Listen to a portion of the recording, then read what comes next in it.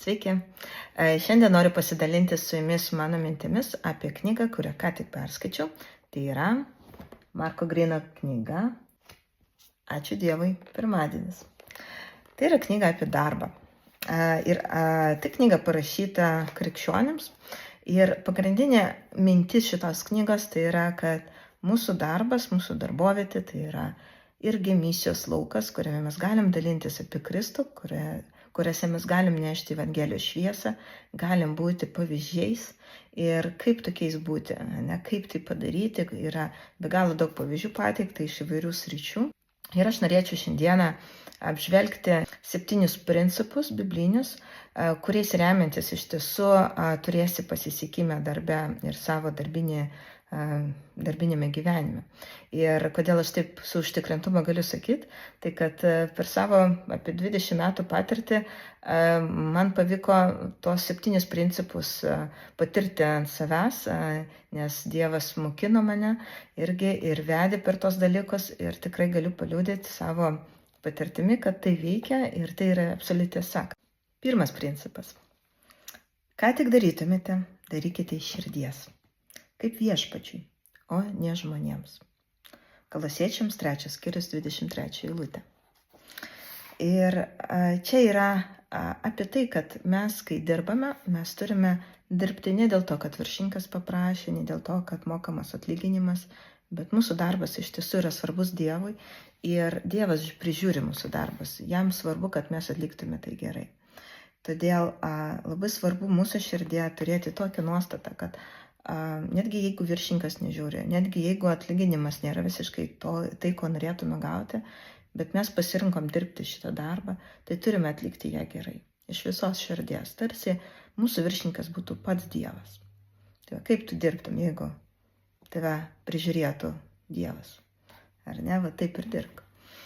Tokia nuostata, jinai padeda mums patiems nenusivilti darbe. Padeda iš tikrųjų išugdyti tokią meilę kiekvienai smulkmenai, kiekvienam klientui, kiekvienam kolegai. Turėti tą tikrą meilę, prie kurios yra kviečiami turėti visi tikintieji. Antras principas. Padauginimo principas. Mato 25 skyriuje yra aprašyta istorija apie talentus. Kaip dauginami talentai. Ir 23 eilutė yra aprašytas pats principas. Kad kadangi buvai ištikimas mažose dalykuose, aš tau pavesiu didesnius. Taip šeimininkas tarė tarnui, kuris sugebėjo padauginti tą mažą, ką jisai turėjo. Taip ir darbe. Mes turime, net ir turėdami mažai išteklių, ieškoti, kokiu būdu mes galim tai padauginti ir atnešti daugiau naudos. Yra labai geras patarimas, kad kiekvieną dieną, jeigu tu netingėtum darbe ir išmoktum kažkokio naujo dalyko, galbūt kažką automatizuotum, galbūt kažką optimizuotum kažkokius procesus, kad užimtų tau mažiau laiko, galbūt kažkokie programos galimybės išmoktum. Ir tai darytum kiekvieną dieną nuosekliai. Tai po kokių metų, 2 tu būsi net pažįstamai labiau profesionalesnis, daugiau visko mokėsi padaryti ir būsi nepakeičiamas darbuotojas. Savo darbę irgi tą taikiau, pati turėjau pardavinėti programinį įrangą, bet savo nuožiūrą, savo norų, laisvalaikio, aš pradėjau studijuoti tos programos visokias galimybės ir tiesiog klausiausi šventos dvasios, kai jinai mane vedė, kai sakė, reikėtų man šitą arba šitą išmokti, aš mokinausi. Ir labai dažnai būdavo, kad vos nesekančią dieną ateidavo ar paskambindavo klientas, kuriam būtent šitos funkcijos labai reikėjo. Ir jisai ateidavo su problema, nežinodamas kaip išspręsti. Bet kadangi aš ką tik išmokau šitą funkciją, aš galėjau jam patarti ir padėti. Tai mačiau, kaip šitas principas veikia. Trečias principas – malda darbe. Sakyk, ar teko tau kada melstis už savo darbą? Ar už savo viršininką? Ar už kolegas? Aš vieną kartą buvau bažnyčioje, kur pastoris pradėjo melstis už kiekvieną žmogų ir jis meldėsi už mano darbą, meldėsi už palaiminimą, kad darbė sektųsi, kad klientai ateitų. Ir tuo metu girdėti tokią maldą man buvo ganėtinai keista. Man atrodė, kad kam Dievui trukdyti dėl darbo, kur iš esmės tai yra mūsų atsakomybė. Bet dabar aš esu kitokios nuomonės. Aš manau, kad Dievą reikia trukdyti dėl visko. Ir darbė mes tikrai praleidžiam daug laiko ir daug sprendimų vyksta, kurie įtakoja labai daug žmonių. Todėl labai svarbu pasikviesti Dievą į tavo kasdienius sprendimus darbe.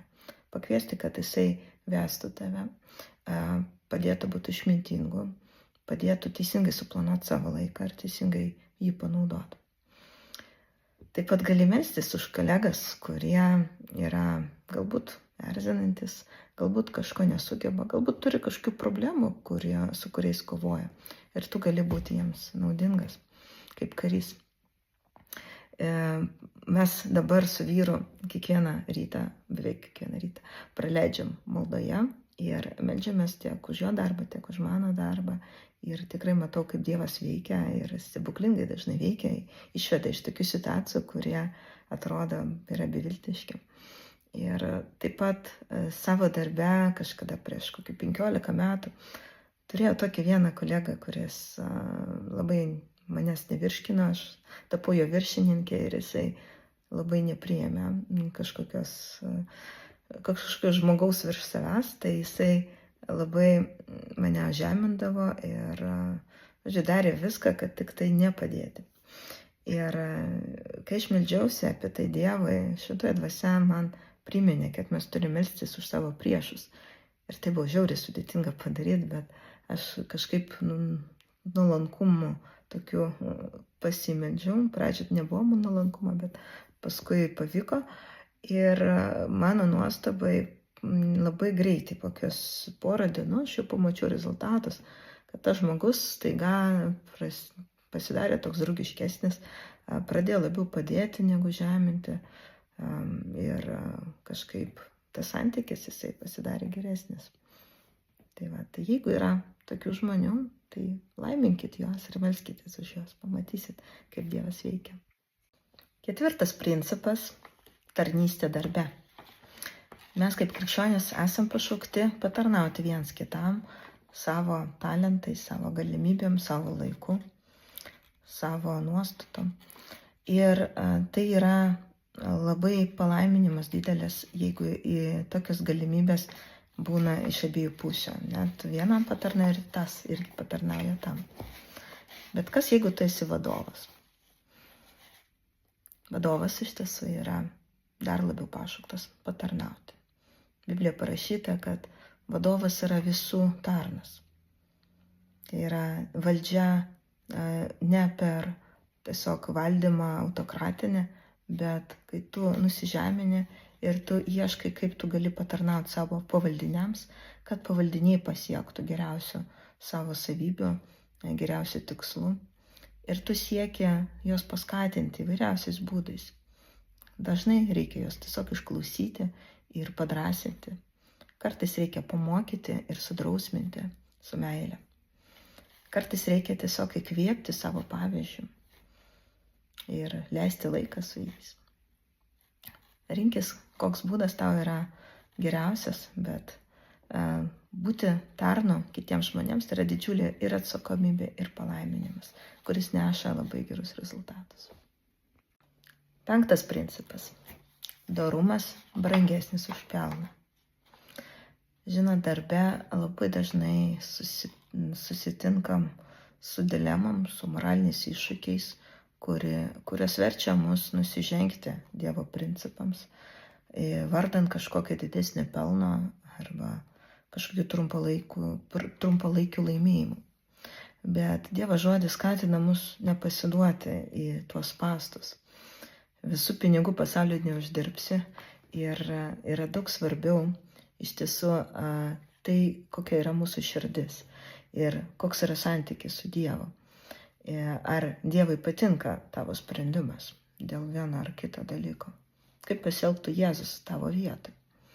Ir visą tai padeda mums nuspręsti, kaip pasielgti vienoje ar kitoje situacijoje. Ir aš skatinu savo irgi pavyzdžių nepasiduoti į trumpalaikius laimėjimus, bet žiūrėti iš Dievo perspektyvos, ilgalaikiai perspektyvai, koks yra teisingas sprendimas. Tiesa, melas, kažkokie sukčiavimai, ar visgi pasirinkti tiesą, pasirinkti sąžiningumą, pasirinkti atvirumą ir teisingumą. 6 principas. Tavo darbovietė yra Dievo misijos laukas. Todėl turėk tokią nuostatą, kad jis gali tave panaudoti tam, kad tu pasidalintum savo santykių su Kristum, savo kolegoms, savo galbūt klientams, savo viršininkui. Ir nebijok to, nebijok būti savimi, natūraliai tiesiog pasidalinti to, ką Kristus padarė tavyje. Nereikia tai daryti iš jėgos, kažkaip norint išgelbėti čia visus, bet tinkamu metu sulauk, kada iš tikrųjų žmonės pradės domėtis, kuo tu gyveni, kuo tu tiki, kokias tavo moralinis kompasas yra. Ir naudokis tuo ir pasidalink drąsiai, be gėdos. Man patinka vieta iš šitos knygos. Parašyta, Evangeliją reikia išgyventi taip, kad be žodžių matytųsi, kaip jį keičia gyvenimą. Ir iš tiesų žmonėms daro įtaką ne tiek, ką mes pasakome, bet kaip praktiškai mūsų tikėjimas pasireiškia mūsų gyvenime.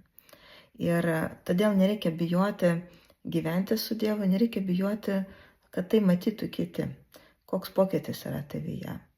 Ir tegul tavo pokytis uždega pokytį, norą keistis kitose žmonėse. 7 principas yra teisingi prioritetai. Gyvenime girdėjau frazę, kad iš 24 valandų per parą 8 valandas mes turime miegoti, 8 dirbti, o 8 likusias daryti tai, ką mes norim. Tai yra būti su šeima, laisvalaikį turėti ir taip toliau. Ar tai yra teisinga? Knyga sako, kad Biblija nieko neparašyta apie balansą. Bet mes randam tai, kad Dievas 6 dienas dirbo, vieną ilsėjęs. Ir poilsis mums yra būtinas. Ir Dievas mums įsakė turėti bent vieną dieną per savaitę, kurią mes atiduotume Dievui ir tiesiog ilsėtumės.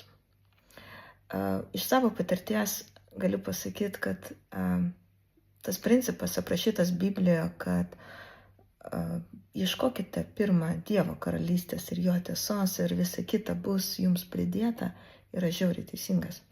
Ir mano gyvenime labai pasiteisino. Todėl aš maldauju jūs, nors ir dirbate, einate į darbą, turite be galo daug rūpesčių, bet visų pirma, prioritėtuose laikykite Dievo karalystę.